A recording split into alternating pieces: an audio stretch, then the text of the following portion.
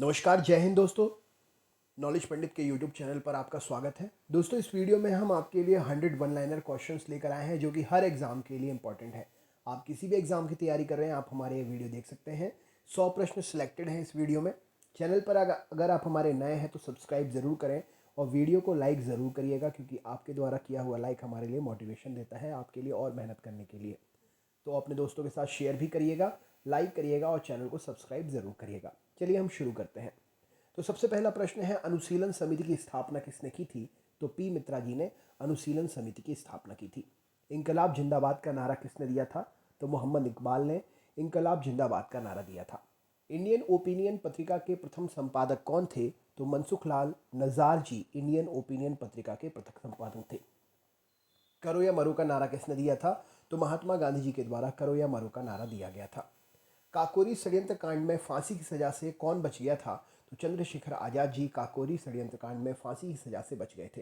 कामागाटा मारू क्या था? तो कामागाटा मारू एक जहाज का नाम था। खिलाफत आंदोलन के प्रमुख नेता कौन थे? तो मोहम्मद अली और शौकत अली खिलाफत आंदोलन के प्रमुख नेता थे। द इंडियन स्ट्रगल नामक प्रसिद्ध पुस्तक किसने लिखी थी? तो सुभाष चंद्र बोस जी ने द इंडियन स्ट्रगल नामक प्रसिद्ध पुस्तक लिखी थी।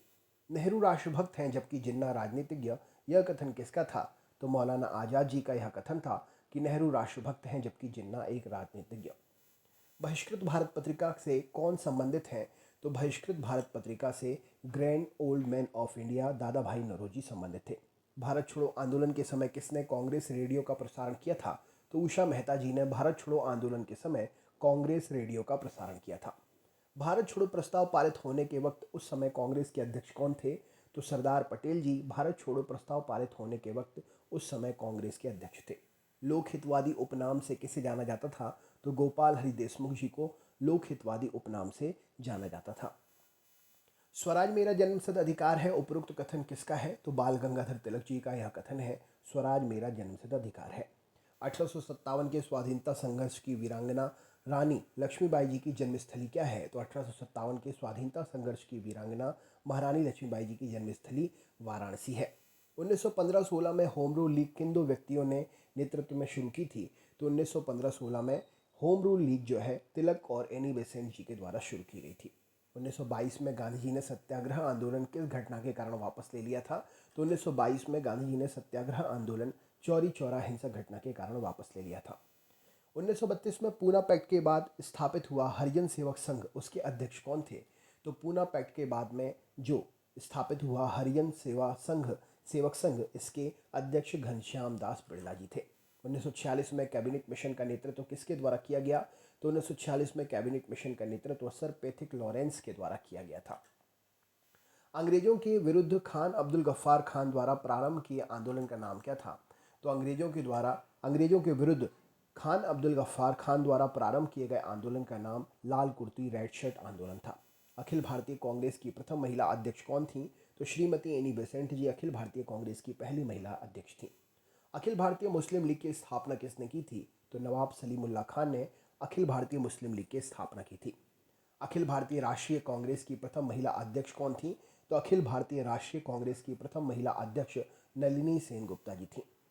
आज़ाद हिंद फौज का विचार किसने सुझाया था? तो मोहन सिंह जी ने आज़ाद हिंद फौज का विचार सुझाया था।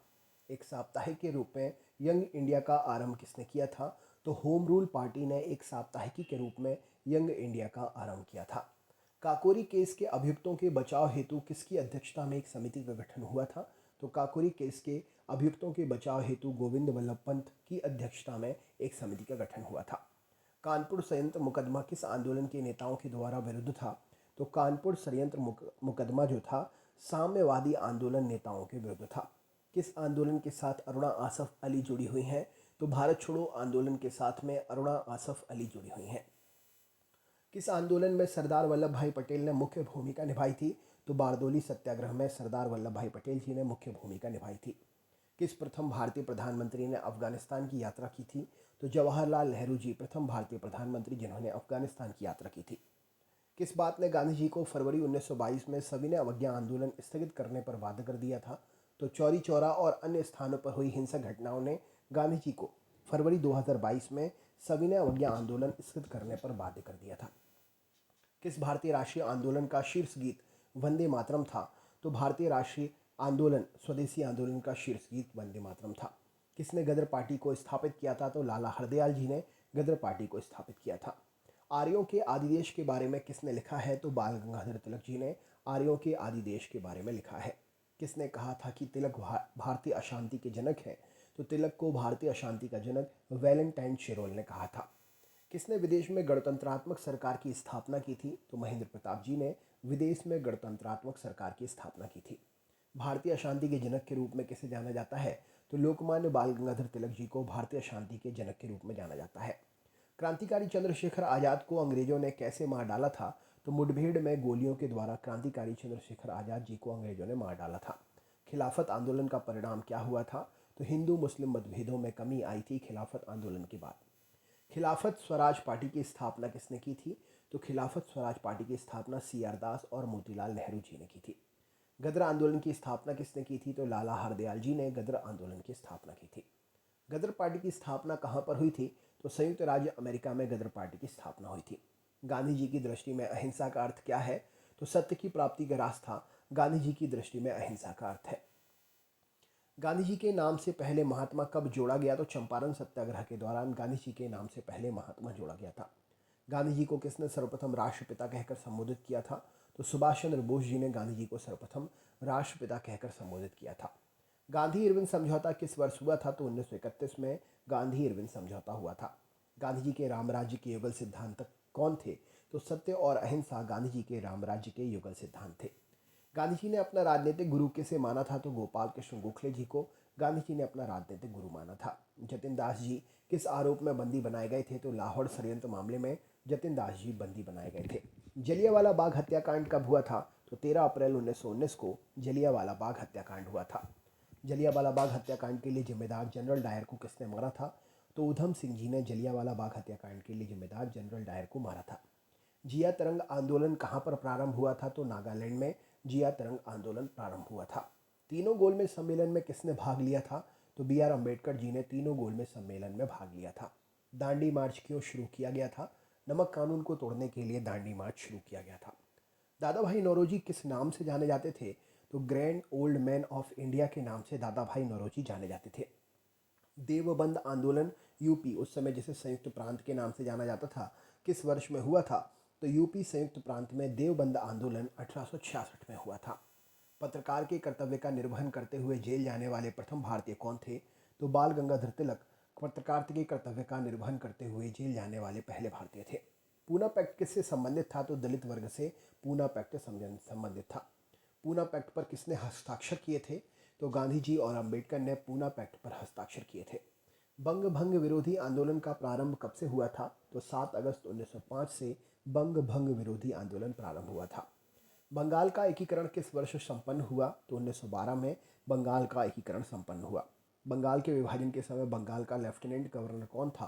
तो सर एंड्रयूज फ्रेजर बंगाल के विभाजन के समय बंगाल का लेफ्टिनेंट गवर्नर था। ब्रिटिश पार्लियामेंट में चुना जाने वाला प्रथम भारतीय कौन था? तो दादा भाई नौरोजी ब्रिटिश पार्लियामेंट में चुने जाने वाले पहले भारतीय थे। भारत छोड़ो आंदोलन कब प्रारंभ हुआ था? तो सन 1942 में भारत छोड़ो आंदोलन प्रारंभ हुआ था। भारत में साइमन आयोग के बहिष्कार का मुख्य कारण क्या था? तो साइमन आयोग में सभी सदस्य अंग्रेज थे, बहिष्कार का यह मुख्य कारण था। भारतीय इतिहास में 6 अप्रैल 1930 का तिथि क्यों मानी जाती है महत्वपूर्ण? तो महात्मा गांधी द्वारा दांडी मार्च शुरू किया गया था, इसीलिए 6 अप्रैल 1930 की तिथि महत्वपूर्ण है। भारतीय इतिहास में 6 अप्रैल 1930 तिथि महात्मा गांधी द्वारा दांडी मार्च शुरू करने के लिए जाना जाता है। भारतीय राष्ट्रीय आंदोलन पर इंडियन स्ट्रगल नामक पुस्तक किसने लिखी है? तो सुभाष चंद्र बोस जी ने भारतीय राष्ट्रीय आंदोलन पर इंडियन स्ट्रगल नामक पुस्तक लिखी है। भारतीय राष्ट्रीय कांग्रेस का प्रथम अधिवेशन कहाँ पर हुआ था? तो बंबई में भारतीय राष्ट्रीय कांग्रेस का पहला अधिवेशन हुआ था।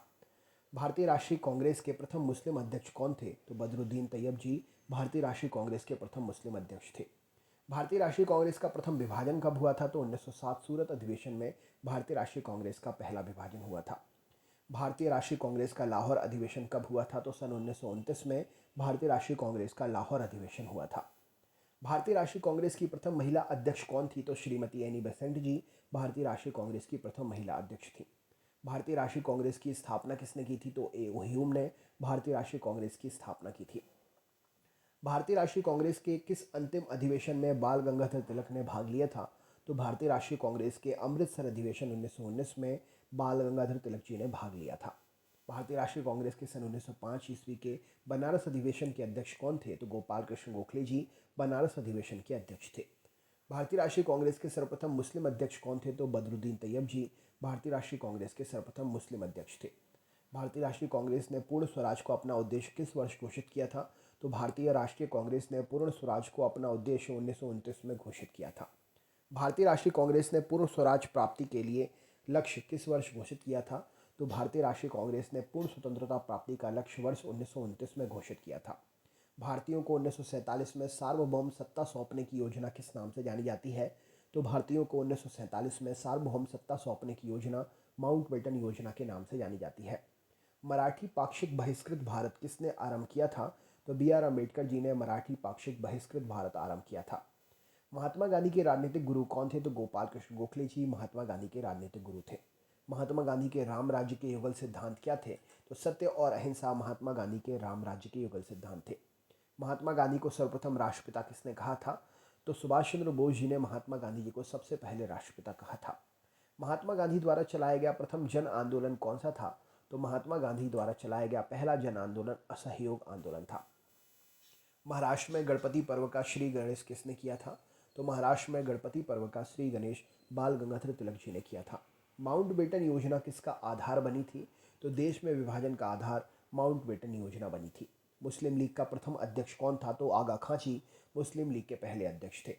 मुस्लिम लीग की स्थापना सन 1906 में कहाँ पर हुई थी? तो दिल्ली में मुस्लिम लीग की स्थापना सन 1906 में हुई थी। मुस्लिम लीग ने पाकिस्तान दिवस कब मनाया?